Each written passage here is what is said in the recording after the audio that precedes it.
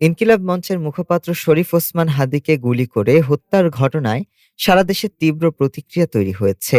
ঘটনায় জড়িতদের দ্রুত গ্রেফতার ও দৃষ্টান্তমূলক বিচারের দাবি উঠেছে বিভিন্ন মহল থেকে।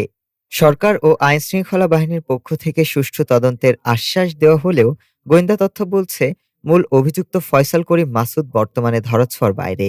গোয়েন্দা সূত্রে জানা গেছে, হামলার ১২ ঘন্টার মধ্যেই ফয়সাল দেশ ছেড়ে ভারতে পালিয়ে যান। তার বর্তমান অবস্থান ভারতের মহারাষ্ট্রে বলে নিশ্চিত হওয়া গেছে আইপি ট্র্যাকিং এর মাধ্যমে। অভিযোগ রয়েছে সে ভারতীয় রিয়ালেন্স কোম্পানির একটি সংযোগ ব্যবহার করে নিয়মিত যোগাযোগ রাখছে। পুলিশের হাতে গ্রেফতার হওয়া সহযোগীদের জবানবন্দিতে উঠে এসেছে, ময়মনসিংহের ভুটিয়াপাড়া সীমান্ত ব্যবহার করে ফয়সাল ও তার সহযোগী আলমগীর ভারতে প্রবেশ করে।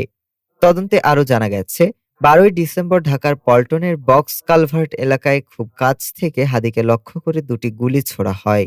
হামলার পরপরই একটি সুপরিকল্পিত রুট ব্যবহার করে অভিযুক্তরা মিরপুর, আশুলিয়া ও গাজীপুর হয়ে ময়মনসিংহে পৌঁছে সেখানে গাড়ি পরিবর্তন করে মোটরসাইকেলের মাধ্যমে সীমান্তে নেওয়া হয়। ঘটনায় জড়িত সন্দেহে সীমান্ত এলাকার দুজনকে আটক করা হলেও মূল পলাতক সহযোগী এখনও গ্রেফতার হয়নি।